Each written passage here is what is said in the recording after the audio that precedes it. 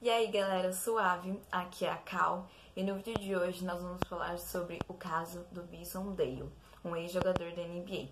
Então já vai deixando seu like, não esquece de se inscrever no canal aí pra me ajudar e bora pro vídeo. O Bison Dale, ele nasceu em Fresno, na Califórnia, no dia 6 de abril de 1969.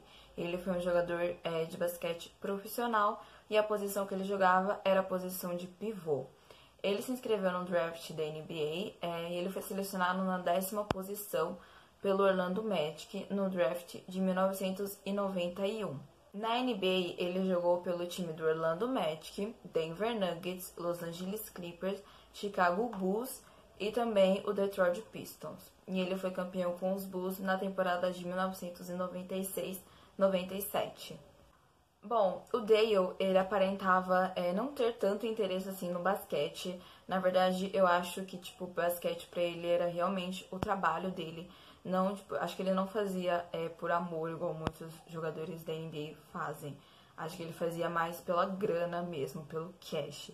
E a gente consegue perceber isso assistindo o documentário The Last Dance, que tem na Netflix, que conta a trajetória do último título do Chicago Bulls, né, que foi em 96-97.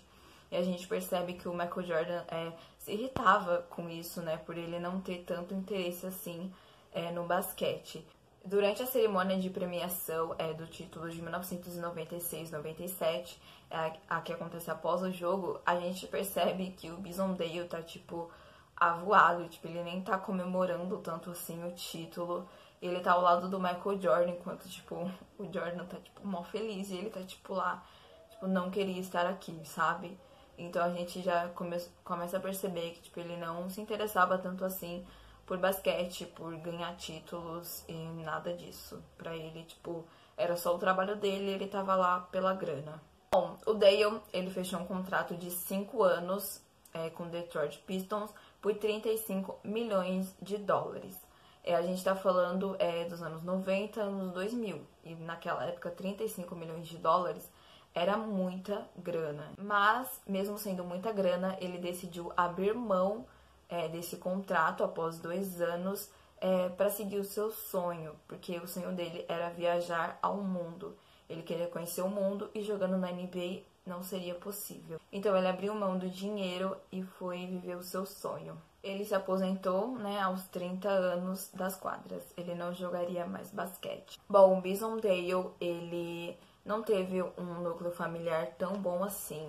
Então, na vida adulta, ele achou que seria melhor ele não conviver mais nem com o pai dele e nem com o irmão dele para evitar conflito, para não ter tantas brigas.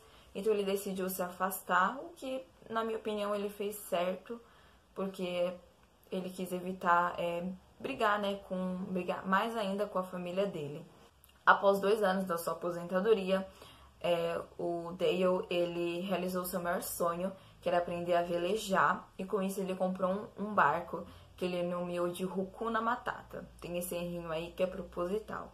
Bom, ele aprendeu a velejar porque um dos sonhos dele era conhecer algumas ilhas, velejando mesmo, ter o seu próprio barco, para ele conseguir fazer o trajeto do jeito que ele queria. Bom, o roteiro que ele criou é um roteiro, assim, bem legal, que era ele sair do Tahiti, da Polinésia Francesa, e navegar até o Havaí. Ou seja, ele ia atravessar o Oceano Pacífico do sul ao norte, Pacífico Sul e Pacífico Norte. E com isso ele ia passando por algumas ilhas ao redor. Eu acho que no roteiro dele ele não havia incluído as ilhas maiores, do Pacífico Sul, as ilhas maiores são Austrália e Nova Zelândia, e do Pacífico Norte Japão e Havaí. Acho que do Pacífico Norte ele só ia até o Havaí, ele não ia até o Japão. Então acho que ele só ia nas ilhas menores do Oceano Pacífico. Ele convidou para ir junto com ele Serena Carlan, que era a namorada dele. E também para essa viagem ele precisava de um capitão mais experiente. Por mais que ele soubesse velejar, ele precisava de um capitão experiente mesmo, porque viajar no Oceano Pacífico não é fácil. Então ele precisava de um veterano mesmo para ir junto com eles.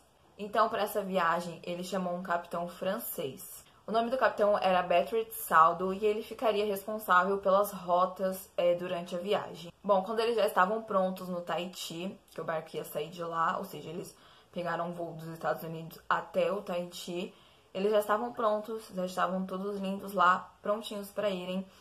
O irmão do Dale apareceu lá e ele se convidou para ir, né? Ou seja, ele foi totalmente inconveniente e ele se convidou para ir com a desculpa de que ele queria voltar a conversar com o irmão, a ser amigo dele mesmo, tentar fortalecer os laços familiares. E com isso, o Bison Dale, ele concordou de levar o irmão dele junto com ele. Porque assim, eu acho que ele deve ter pensado, mano, o cara saiu dos Estados Unidos, veio até aqui só pra me pedir, tipo, pra ir junto. Tipo, ao invés dele ligar e perguntar, ele decidiu vir até aqui, sabe? E aí eu decidi fazer uma pesquisa, né, porque eu sou dessas, pra saber qual era a distância dos Estados Unidos até o Tahiti. Eu fiz 2 rotas.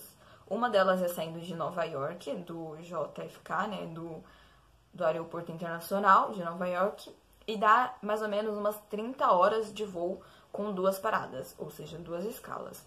E da costa oeste eu fiz ali o aeroporto de São Francisco, na Califórnia, que dá 23 horas de voo com uma parada.